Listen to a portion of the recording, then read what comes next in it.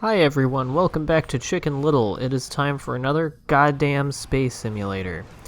And, this attempt of it that you were watching is, like, the fifth one. But it's the first time in this recording session, I think. Well, I think I probably fuck it up at least once, but, yeah. I'm very bad at this. I know I said in the last one that I prefer the space simulators with this head-on perspective, and I do, because at least you can just point at what you're shooting at. It's not. I just find it a little bit easier and more appealing. I am still bad at it though. So this one took a couple of tries, but mostly at the end was giving me trouble before, and then I didn't finish it, but I had to go, so I stopped recording, and then I came back to it, and that's what you're seeing now is when I came back to it. So you're not seeing all of my attempts, or my first attempt. I have no idea how I didn't get that fucking card, but I don't really care about the cards at this point. So, bada bing, bada boom. Yeah. So this is this fucking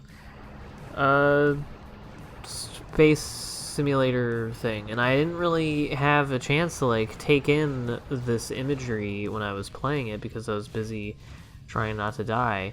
But this part is neat. It kind of reminds me of the Rogue Squadron games and stuff.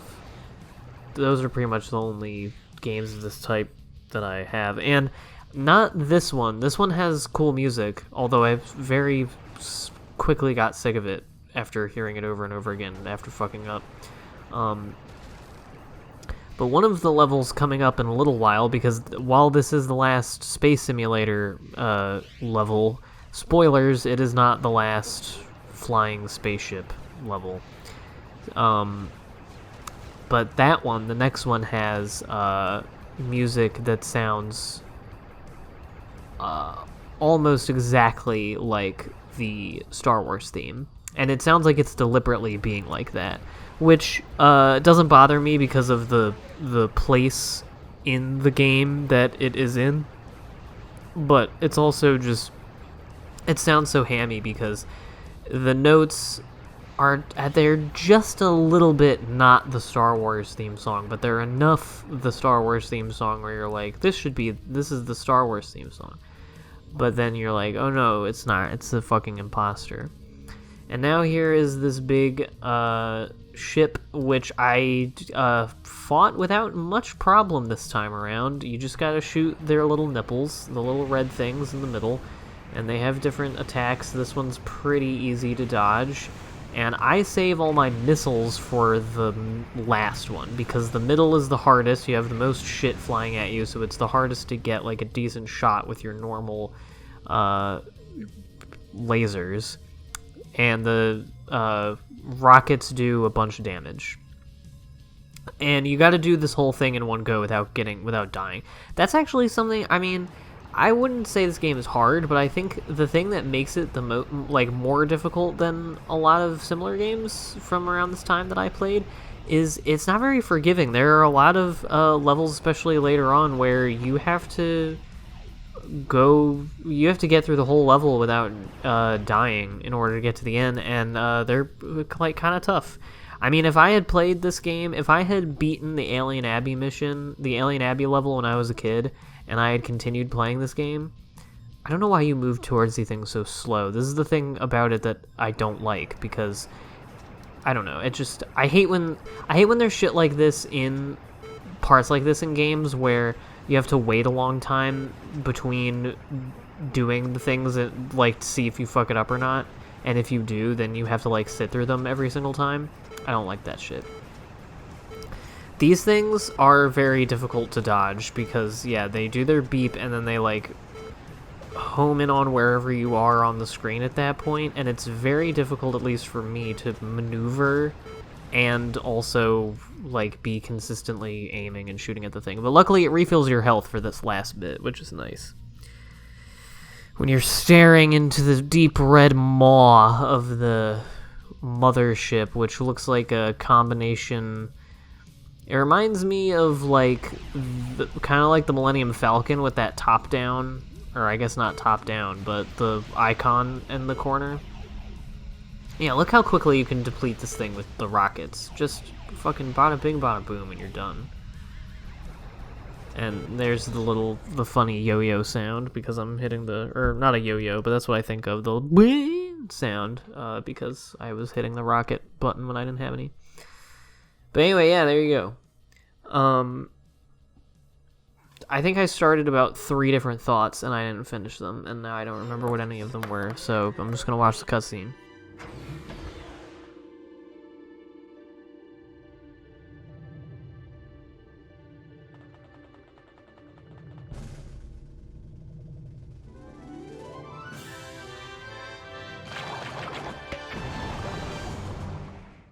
It's time for more sody.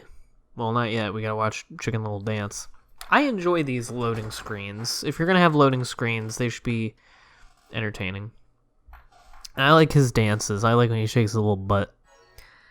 Oh, I wrote down in my notes as a thing to mention that I forgot to sort of close out my rambling about the UFO conspiracy theory thing in the last video. This part is cool, by the way. I'm sad that I fucked it up and kind of ruined the rhythm of it, because it's a neat area where you're like, yeah, all of these things that have gotten like sucked up into the spaceship and these crazy tunnels. There's actually quite a few things like this in this game.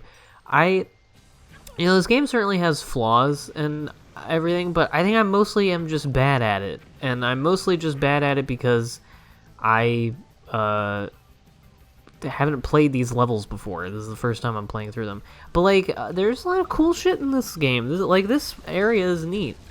I think, honestly, I think they really took the ideas in the movie and ran with them in a pretty neat way. It's no masterpiece or anything like that, I don't think. But I always kind of, in my mind, even as someone who liked both the Chicken Little movie and the game when I was little, I always thought in the back of my mind that this was kind of like a mid-tier license game, like even given the sort of comparative lack of quality for license games generally, that this was kind of like a mid-tier one, and I guess I would still mostly say that, but I don't know, I think in the whole, because there's still I think more major flaws when it comes to the game design and like the variety.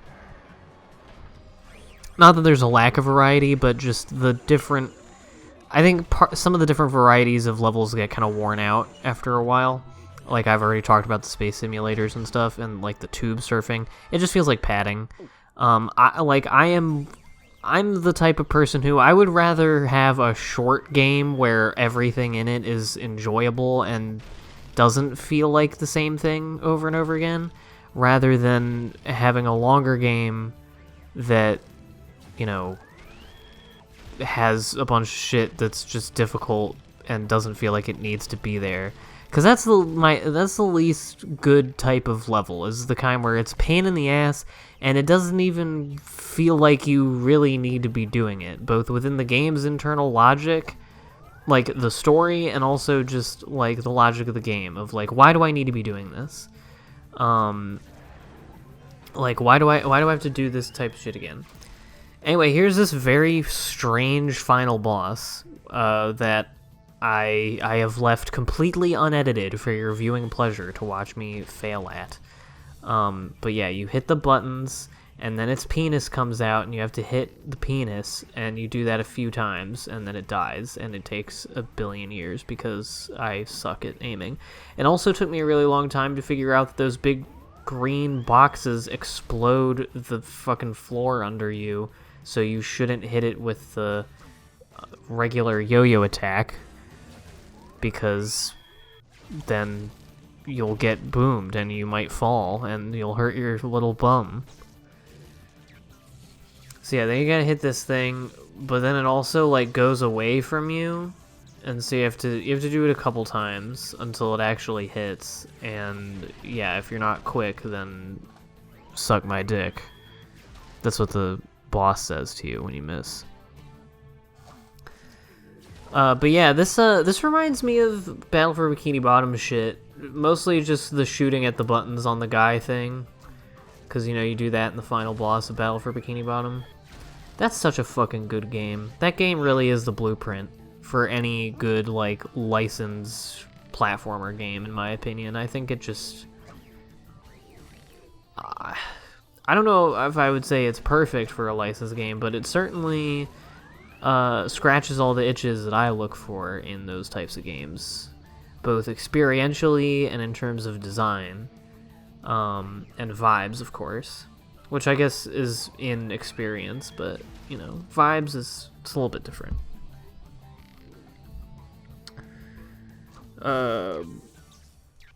Oh, yes, my two of my three thoughts that I don't know why I thought that shooting the penis with the slingshot would be any better, but yeah, you hit it and then it does that. My two thoughts that I forgot to finish. One is that if I finished the Alien Abbey level when I was a kid and then I kept playing, I would definitely just get stuck on one of these levels. Because they're harder. Like, probably not even get up to this level. I would probably get stuck on, like, one of the tube surfing ones or whatever. Mostly because I would probably want to be I would be a douchebag and I would be trying to get all the cards pointlessly, and so I would just be fucking up all the time. And again, you have to go through them without dying, so I would have shit the bed for sure. But I don't know, who knows?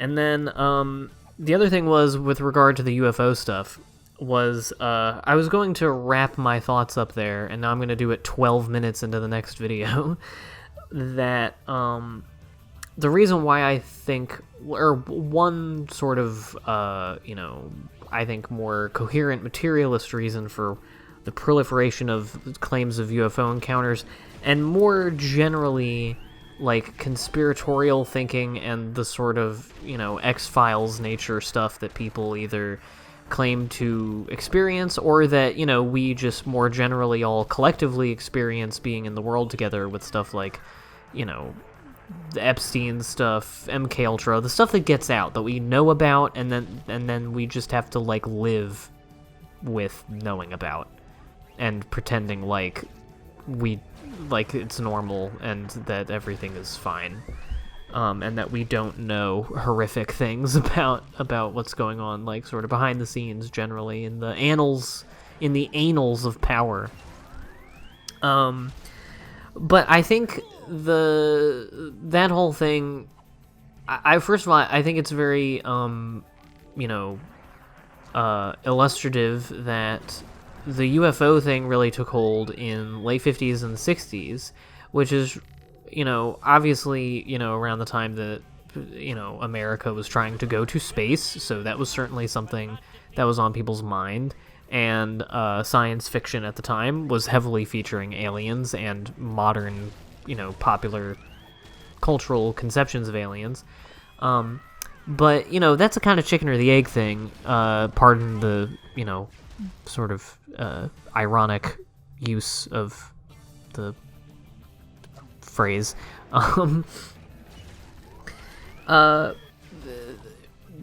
They happen, but yeah, I don't know which kind of begat the other or whatever. And I again, I'm saying on a more materialist level, that was the time that America was becoming, like, and that Americans were recognizing that they were living in a modern, you know, intelligence and military superpower, and, like, what that means. And you have things like the CIA and the FBI and covert operations and MK Ultra and such fun activities as that keep Americans safe. You know, it was also a time where the U.S. was testing a bunch of shit for the military, including stuff that, you know, gave off radiation. They did as I mentioned in the last episode, the like shock therapy in the 50s, just random people had their brains melted, and or had, you know, various hallucinogens put into their water or whatever, you know, either without their knowledge in their homes or just on, you know, in some sort of laboratory setting. Allegedly, of course, all of this is alleged. So I just think the UFO stuff, it belongs in terms of where it comes from materially. I think it's the same thing as all other conspiratorial thinking, and it's the main flaw with conspiratorial thinking. Not with believing in conspiracies, because conspiracies exist, there are real conspiracies, but specifically conspiracy theory, like culture and conspiratorial thinking, especially online, of, you know, like there being gaps in information available to you about the goings-on of usually the elite, but sometimes it's about, you know, whatever population you're scared of, or a more abstract idea like aliens or demons, as a means of explaining the horrors and contradictions of the world around you, be it actual specific phenomena that you or someone around you or someone you read about on the internet has witnessed or claims to witness, or again, more abstract and broad, where, you know, it's stuff like Epstein killing himself, or you know, the JFK assassination, or any number of these events where just the full explanation eludes us. There are a lot of interested parties, a lot of ins, a lot of outs, a lot of what have yous, a lot of hairs in the old duder's head, and it just confuses people. And even more broadly than that, just the more general state of things, just the reason for the routine and mundane barbarism, and, you know, why do these people rule over us, or who is ruling over us? Obviously, someone is making, you know, decisions in the background without our knowledge, and, you know, it is affecting things more than we are ever able to affect things. And the thing is, culturally and in people's minds, our system obfuscates the cause of those things, which, of course, is capital and capitalists. You know, and the Epstein thing, the reason that I've always been so interested in that stuff is because it's an extremely it's a